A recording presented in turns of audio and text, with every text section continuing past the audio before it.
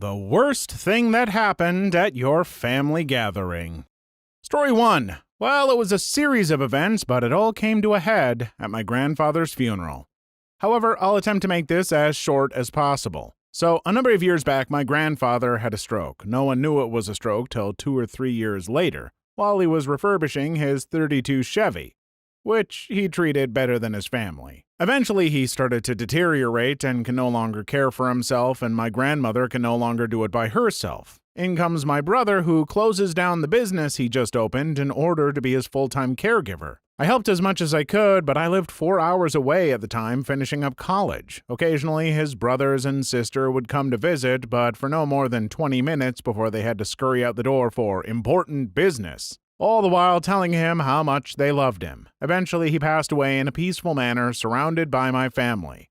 I'm still away at this point, and reconciles with them for all the crap he had put them through. In comes his siblings, who, once again, shriek like banshees while mourning his death as if they had done everything to care for him. They did not, however. My grandfather said I took care of him more often than they did, and I was a full-time student who lived 4 hours away. Then comes the wake, or open casket viewing for those who may not know, where his family puts on a show for everyone to show their love in a public setting. Eventually things slow down, and my grandmother thinks it would be nice to share our fond memories of him with those who have gathered to show their support, which we do. However, when my grandmother gets up to speak, they begin to chatter amongst themselves and abruptly leave in the middle of her speech. This was the last straw for my father, who confronted them and told them they would no longer be able to carry his casket to lay him to rest. The following day at the funeral, things went eerily smooth, although they did the whole banshee wails again for attention, but other than that, it was peaceful. Then comes the final goodbyes before we lay him down to rest. All of the sisters thought it would be great to write a joint letter to my brother and grandmother who took care of him in his final days and speak their minds. The gist of the letter was that they killed him, neglected him, and ignored him, which led to his death. Also included was a jab at my nephew, who was 2 at the time, stating that if my brother cared for his son like he cared for my grandfather, he would have a tinier casket to deal with in the near future. They ended the letter telling us to repent for our sins and to ask God for forgiveness unless we wish to burn in heck. We don't speak much anymore with that side of the family. Well, they sound like an interesting bunch of absolute a-holes. Funny how they can act that crappy at a funeral when there probably won't be much of anyone at their funerals, at least not people mourning. I'm sorry for the loss of your grandfather and what your family had to go through with them. Story 2. My dad died. Christmas evening around 9 p.m. we get to my mom's boyfriend's parents' house, Christmas dinner and family and all that. After going Christmas lights looking, my mom gets a call and disappears the rest of the night. Actually, all the adults are pretty much gone. Whatever, 12-year-old me throws on a movie and falls asleep on the couch. Wake up the next morning, and extended family members, family friends, all kind of people start showing up. I remember thinking, okay, what's going on? Seriously. And then my mom walks out after being unseen for the whole night and tells my 2 younger siblings and I that my dad had a heart attack. What? Is he okay? I asked with eyes that could rip your heart out. No, baby, he died. And I remember my mom's voice choked/cracked a bit on the last syllable. I remember my sister crying, "Daddy, no," and her burying face into a pillow, but I just felt numb, not hot, not really cold, just there. I fell back into the couch in disbelief. He can't be gone. What kind of sick joke is this? Who was the world to take my dad from me? I remember walking around the neighborhood after that to get some air, wondering how the world could just go on. How it was a nice day outside and cars passing and people smiling. The funeral was 4 days later in Dallas, 4 hours from where I lived because that's where he lived at the time and died. And that's why my mom got a phone call and not his roommate at the door. He was buried on my brother's 7th birthday. I remember them standing beside the grave as my dad was lowered in. I was in the van because I just couldn't stand there and watch him be put in the ground. Sorry for the long story. Had this in my head a while. Too long didn't read. My old man kicked the bucket on Christmas. Was buried on my brother's 7th birthday. Edit.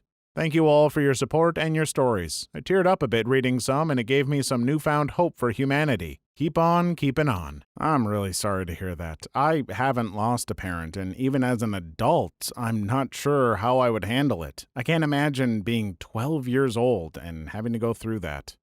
Story 3. I used to live in Mauritius, and there fireworks are legal. Like, you can buy them anywhere and play with them any time of the year. Now, there are certain dates when a lot of fireworks are used. New Year's, of course, Holi Indian Festival, as well as Diwali, also Indian Festival. Anyway, my whole family is of Indian origin, and we celebrate Diwali every year. I normally live in a house that includes 4 families and a total of 16 people, but during Diwali, everyone directly related comes, which amounts to roughly around 45 to 50 people. We are outside around 9 p.m. when it's already dark outside, and we're playing with fireworks, and the kids are enjoying themselves when we decide to use a specific firework. Looks like a rocket. You put it in a standing bottle and light it up. It will go high up in the air and explode. So we put one in a plastic bottle, and just before it goes up, the bottle wobbles and starts falling, and the firework goes straight into the neighbor's only open window. The neighbor got a house of 2 floors with about a bazillion windows, all closed except one, and that's the one that it aims. We watch in awe and horror as it goes straight into the room with the window open, and after 1.5 seconds, the whole room lights up, followed by a big bam. I crap you not, I never saw 50 people go through a small door so quickly. Here we are at 9 p.m., 50 people poking their heads out from behind the curtains, looking at the windows scared crapless. The next day, we didn't come out before at least 12. Too long didn't read. Family gathering plus legal fireworks equals bad idea. Edit for people asking, no fire happened and nobody was injured. Thank God. Story 4. I was 10 and there was a family gathering at my aunt's house with a bunch of people staying over at her house. Get called into the family room and all my aunts are there looking at me. They start questioning me about my grandma's clock and whether I was playing with it, which I did, so I said yes. Turns ugly really quick, and it's an all-out argument between my mom defending me and my aunts accusing me of breaking my grandma's $5 clock. They keep grilling me about whether I broke the clock, although it wasn't broken, the batteries just fell out. Fighting drags out into the night. The hosting aunt brings out the other instances of how I wasn't behaving, like running my fingers through her carpet and drawing on her carpet with my finger. Eventually accuses my dad of purposefully breaking her sleeping bags. Me being 10 and not understanding what this fight is actually about feels guilty that maybe I caused this whole thing because I played with my grandma's clock. And my poor mom is defending me when I might have broken my grandma's clock by playing with it. The hosting aunt eventually apologized to my mother months later, but it made things really awkward for 10 plus years. Even now, things aren't really the same. Years after the whole thing, I realized it wasn't even really about me or the clock. It was about some crap that I don't even really understand, but my aunts used me as their point of attack. I even remember me saying, "B, all this over a clock," when I was 10 during the fight, and one of my aunts insisting it was more than that, implying that it was about how I was a horrible little liar or something. You can't make this crap up. Honestly, your aunts should feel a bit ashamed about that. Whatever it was they were actually angry over, to drag a 10-year-old kid into it isn't okay. I don't care what your problems are. Don't project your crap onto a kid. Story 5. My brother throwing a temper tantrum at age 30. It has been pretty common for him to blow up about little crap all his life. It was his youngest daughter's 2nd birthday, and he was in a crappy mood all day, even though our mom and his wife had taken care of everything. It came to a head when it was about time to do the cake. It was a kind of tall cake with a carousel on top. The dog bumped into the table, and the cake shifted a little, almost knocking the carousel over. He stood up and said something like, "God damn it, you friggin' dog is ruining everything." My mom said, "Calm down, the cake is fine." He got in her face and said, "Don't tell me what to do, B." At that point, my brother and stepdad got up and kind of surrounded him, ready to kick his butt. After a few seconds, he finally stormed out of the house and left. I feel the need to reiterate at this point that he was 30 years old and it was his daughter's 2nd birthday. Too long didn't read. My brother's 2-year-old daughter was more mature than my brother. I am floored that someone like this duped someone not only into marrying him, but breeding with him. Story 6. My wedding. Leading up to the wedding, my wife's cousin gave us more drama and headache than anyone in the family has ever done. She was originally going to be in the bridal party, but she complained about not being the maid of honor. She tried scheming her way into the position and constantly belittled me and my family. Eventually, I told her she wasn't welcome at the wedding, and she certainly wasn't going to be in it. She showed up at the ceremony, thankfully quite early, and my oldest brother, also best man, alerted me and asked me what I wanted done. I confronted her and told her to leave. She refused, so I called the police and had her removed from the property. After the honeymoon, we received phone calls in the middle of the night so she could tell us how horrible we were. I filed for a restraining order, and now the cousin, her mom, my wife's aunt, and an uncle that sided with the bee don't talk to us. The aunt tried to hold a family meeting last year and didn't want me involved. I showed up, and when she said I wasn't welcome in her house, my wife said, "Then neither am I." I've heard through other people that, to this day, 4 years later, she's still talking crap about us to everyone she sees. Too long didn't read, B went from bridesmaid to restraining order. I'm constantly amazed at just how badly weddings seem to go for so many people. I think we, as a society, need to all agree to just calm down about weddings from now on.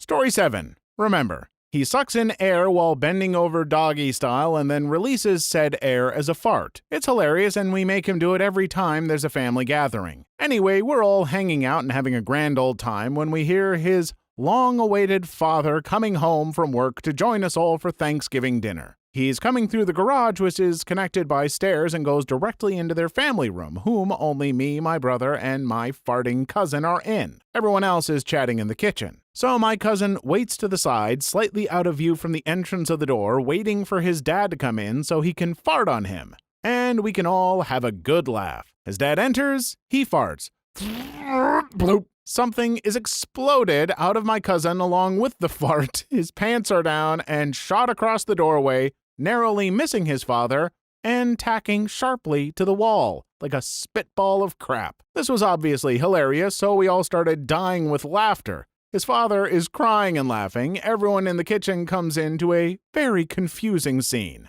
The rest of the night was normal, though, just our cousins and us shooting the crap. Too long didn't read, cousin farts on command and launches collateral hilarity. When I read this, I was dying, so I showed my dad. While he was reading this, I was literally bent over from laughing so hard. My dad turns to me in the most serious face, shakes his head, and says there is something wrong with you. Story 8. With an ex at a family gathering, maybe Thanksgiving, everyone decided to take that year's family picture around the big tractor my ex's dad owned. This thing has all sorts of attachments, including a pretty large backhoe bucket. Dad turns it on, raises the bucket a bit for the elder members of the family to sit on, then turns it off. The little kids pile up in the cab of the tractor. One of my ex's uncles had adopted this little girl who was weird. She decided to start fiddling with the controls of the tractor. Now the tractor is turned off, but apparently the controls could still release the hydraulics, so down goes the bucket with Grandma and Grandpa sitting on it. Everyone starts screaming. Grandma is quick enough, it gets away, but not Grandpa. Kid pulls the controls the other way, thinking the bucket will lift, but it just keeps going down and pins Grandpa's legs under it. Everyone is screaming, but kind of frozen until I nudge the ex-boyfriend and he turns the tractor on and raises the bucket. Grandpa is bruised, but okay, though I doubt his legs were in the same condition after that. Too long didn't read, weird adopted kid accidentally pins Grandpa under a backhoe bucket during family photo op. That's totally the adult's fault. Gonna go ahead and agree with the commenter there. Don't go blaming the little girl by calling her weird. If you put a little kid on a powered down machine like that, they are going to play with the buttons. If those buttons are still dangerous, then adults, don't leave little kids next to them. You might as well put your burger on the floor in front of a dog and get mad when the dog eats it. Ugh. Story 9. We were at my uncle's house for Thanksgiving one year when I was about 7 or 8. His Irish setter had puppies that were about 10 weeks old. My cousin and I spent most of the morning playing with the pups until the meal was ready. My uncle put the pups in their fenced-off area of the garage so we could eat. Everyone started to sit down when we heard tires screeching on the highway. We all went outside to see what happened. Turns out the puppies had escaped out of the garage. 3 of them were hit by a car on the highway. 2 were still alive, but the injuries were pretty bad. There wasn't a vet anywhere nearby, so my dad did the only thing he could. He picked up both of the puppies, grabbed a rifle, and took them a few miles away to do. Story 10. My older brother died in his sleep when he was 16, shortly before Christmas in 2005. During his funeral, my grandfather, Mom's dad, got up to speak right after my sobbing dad and said, "I'm the grandfather. I just wanted you all to know that," and sat down. Everyone either looks confused or extremely peed off. The reason why this was extra crappy was because we had never seen him until then. My mom had spoken about him in a very negative way over the years and told us he had left her and her siblings when they were young. He worked as a pimp and a drug dealer, and he had recently gotten a 25-year-old pregnant. A few months after my brother's funeral, my mom told me my uncle had been born. One of my best friends attended the funeral, and he still likes to joke. Please like and subscribe if you made it this far. I hope you'll enjoy the rest of the video and have a wonderful day. Story 11. Our worst family story happened at my aunt's wedding. My aunt, a white lady, was marrying a Korean-American man whose parents really wanted him to marry a Korean woman. During their entire engagement, his parents would invite random Korean women over for dinner to try and sway him. Eventually, they seemed to get over the fact that he was definitely going to be marrying a white girl. On the wedding day, his parents seemed politely resigned to the situation. His father actually even danced with my aunt at the reception, so we were all relieved. After dancing, his father approached the mic, and we all expected him to give a toast about how my aunt was so great that he overcame his prejudices or something. Instead, he said in his thick Korean accent, "This is an abomination like German Shepherd mating with poodle." My aunt ran out of the room crying, and my grandfather casually walked up and punched him in the face. In front of 200 wedding guests. People cheered. What an absolutely awful thing to do to someone at their wedding. If you're going to be such an a-hole about it, then don't go to the wedding. But don't actually go to the wedding, put on an act, and then do something like that and ruin it. I hope he lost a tooth. Story 12. Huge family reunion at the old farmhouse that's been in my family forever and has recently been taken over/restored by my uncle and his husband. Adults are downstairs drinking their way through a small ocean of wine. Children are sequestered upstairs where they will not bother anyone or hear any dirty stories. In this story, I am 8 years old and, like most children, have no sense of privacy or personal space. After about 10 minutes, cousins and I get bored with the movie we're watching and proceed to get into everything within reach, including, wonder of wonders, a whole dresser filled with the best dress-up clothes ever. There were dresses and sequins and jewelry and high heels and feathers and all kinds of great stuff. So we decide we're going to have a fashion show. 10 minutes later, 5 small children are sashaying down the stairs into the heart of the party, totally done up in my uncle's drag queen outfits. Best party ever. Story 13. I'm a little late to this party, and this isn't particularly bad, but I find it hilarious. Christmas Eve at my aunt and uncle's house about 2 years ago. My great-aunt brought her small dog, and one of my aunt's relatives brought her baby. The baby was new to walking, and her shoes got no traction, so she was falling a lot.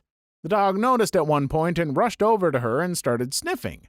The baby absolutely loved this and figured out that she could let the dog chase her for a few feet, fall on purpose, and get dog attention. The dog interpreted things differently, and after this had happened 3 times or so, started humping the baby. Fortunately, my great-aunt was able to grab the dog before he got too far, while everyone else in the room was laughing too hard to be useful. I don't think the baby's parents ever found out about that. Story 14. Went to a family reunion in the holler of Kentucky with folks I thought I knew. It was my cousin's or great-uncle's house, I'm not too sure, and he is 80-plus years old and his family has owned this land forever. Everyone, except for my immediate family, was very close to them. So, some 12-year-old girl in my family who is white brings over a black girl. Everyone was fine and dandy till one of the owners saw this. He yelled at the top of his lungs, "What the frick is this crap? Insert hick name here, didn't build this land to have bullcrap on it. It ain't right." That little girl will never forget that. She had to deal with real racism right in her face, and I was so embarrassed for being a part of that family and felt that I had to apologize for being associated. We left very quickly after. In the holler of Kentucky, that's when I knew. I just want to be extra clear, but if you are racist, you aren't welcome here. I don't want your views. F bigots like that, and F bigots who do any kind of less overt racism. I feel awful for that poor little girl, and I hope she's doing okay. Story 15. Best Christmas ever. My uncle took 2 days to prepare dinner at his catering business. The spread was awesome. Tons of turkey, prime rib, veggies, pies, cakes, champagne. All the family was invited. My cousin who owned a bed and breakfast showed up with 10 people we'd never seen before. They formed a line and began loading their plates up while raving about the great food. My aunt asked me to ask him who these folks were. It turns out he had charged his guests $50 each to come to an all-you-can-eat buffet. My aunt was livid. I thought she might attack her nephew for a minute. I was the guy who had to explain to the new guests that this was a private party. They instantly turned on my cousin and began demanding refunds. I eventually got everyone outside and in the B&B van, but the party was ruined. My aunt has a long memory, 'cause wasn't invited to family functions for years. Story 16. About 12 years ago, we were all at my uncle's house. Me, my siblings, parents, grandparents, and obviously my aunt and uncle. Grandpa was drinking some coffee with dessert when it went down the wrong pipe and he choked up a bit. My mom, being one of the biggest overreactors I've ever known, assumes he's having another heart attack. He has a history of heart trouble and flips the frick out. When my aunt tried to intervene and said that he wasn't having a heart attack and only coughing because of the coffee, they got into a screaming and shoving fight. Eventually, my uncle just goes, "Get the frick out of my house. Get the frick out now." 10 minutes later, we're all in the car and out of there. Up until last year, they cut off all contact with my aunt and uncle, and fairly recently, they've talked to them, added them on Facebook, invited them to events, etc. What the F? This is like a scene from the Home Alone family. Story 17. Not mine, but high school sweethearts. They're having a family reunion for the week in Myrtle Beach. Most of the family is gathered around the hotel pool, including her female cousin's family, husband, 2 young kids. Cousin's room is on the 4th floor overlooking the pool, and she comes out to take a picture before coming down. When she leans against it, the metal guardrail snaps off, and she plunged to her death in front of everyone. My girlfriend says she will never forget, to her own dying days, the sound of her cousin's body hitting the concrete deck of the pool. The silver lining is the kids were too young to really understand what had just happened to their mother. I've never trusted a guardrail since hearing this. Oh my God, that's awful. That really is awful. And even if the kids were young, they still just lost their mother. I guess the lesson to take from this is even if safety stuff is in place, be careful about testing out just how safe it is. But in the end, accidents are going to happen, and I'm sorry for everyone involved. Story 18. I have this one cousin. She's single and in her 40s, kind of a mess, and every family gathering she has a meltdown. She always gets too drunk, yells, cusses, gets up in your personal space, hits people, drives home drunk, breaks things, tries to give the younger kids alcohol because she thinks it's funny, and overall just causes a huge scene every time. There's always something ratchet that goes down when she's around. It's sad because she's actually very smart and funny and relatively normal when she's not drinking. She was banned a few years ago from attending any more functions unless she doesn't drink, and we haven't really seen her since. It's kind of sad.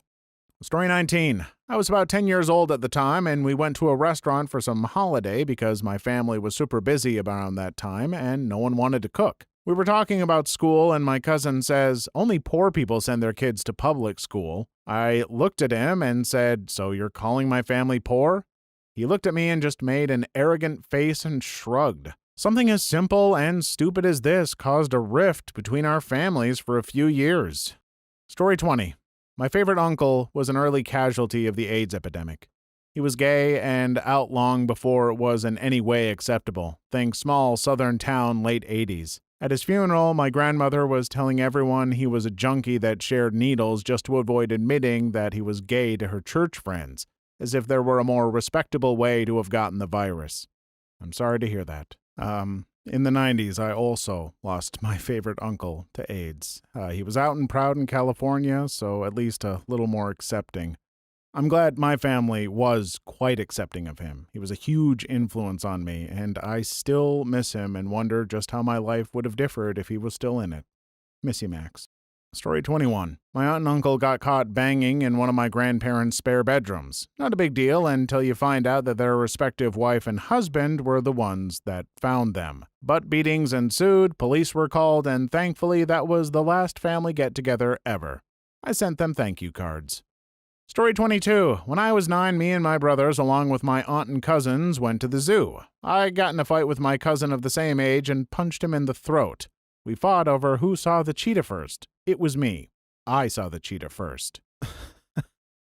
In these little bit darker threads, I'm always happy for some of the goofy ones. Thanks. You did see the cheetah first.